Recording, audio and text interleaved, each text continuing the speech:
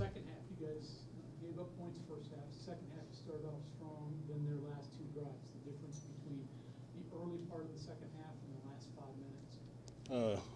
We played a great pit team. They got things rolling as they should. You know, that's what happens when you play great opponents. You might be able to stop them, but they will get the ball rolling. But we got to come back and execute next week. What worked well for you rushing the passer today? Particular move, combinations? Yeah, from watching film all week, I kind of had a beat to where I know I could beat them with speed and not too much power, because I seen them get beat a lot with speed over watching film. Your quarterback seemed hard to get on the ground. You guys have trouble actually getting him on the ground?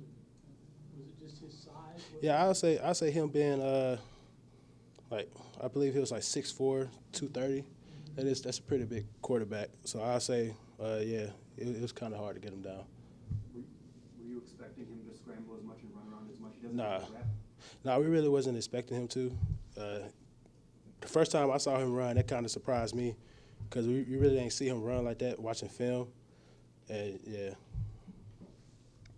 What was the game plan for Reed? Keep him contained. Don't let him, once he get the ball, don't let him, work his moves, get shifty, because he's a very shifty guy, and he could break one loose if he makes 3 people miss. So our game plan was really just rally around the ball. Don't let him do what he do. Nerves for you starting this game? I mean, you played a lot the last two, but was it different starting? I wouldn't say I was nervous. I just say I had a little bit of butterflies. Just off, it's my first big rivalry game besides that Penn State game, and especially I was starting. Yeah, I had a little bit of butterflies, but I wouldn't say nervous. It can be difficult to balance containing a running back, kind of playing a control game, Mm-hmm. versus getting upfield, rushing the passer. Any keys and things that you were able to do, one versus the other, or how did you balance that? Can you ask that again? You mentioned containing a running back, controlling out versus getting upfield to rush the passer. It can be tough to balance those sometimes. What did you do to keep that in balance? Because you did both well. That's really off of watching film throughout the week, seeing the quarterback escape lane. His escape lane was, if he did decide to run it, he was escaping through the B gap. So our coaches was very adamant on us rushing up high and falling back inside, because he'll drop back and just hit the B gap. He didn't really try to run outside because he wasn't like a scramble type of guy. So he'll try to hit the B gap. The fastest way is a straight line.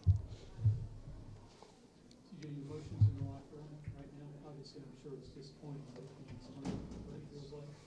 It sucks, but it's college football. You gotta take 1 week at a time. 1-0. Like Coach Brown always say, we gotta go 1-0 every week. We gotta get ready for this tough Kansas team that we got next week. TJ, is it any different playing defense those last few drives when they have a little bit of momentum, they're desperate, they gotta hurry, and it just feels like it's not like the first quarter? We practice that kind of stuff all the time. Like I was telling guys in the huddle, we do this every week. It's nothing new. But like I said at the beginning, we just got to execute better across the whole line, across the whole defensive line, linebackers, and cornerbacks. We all got to execute better. Okay, thank you very much, TJ.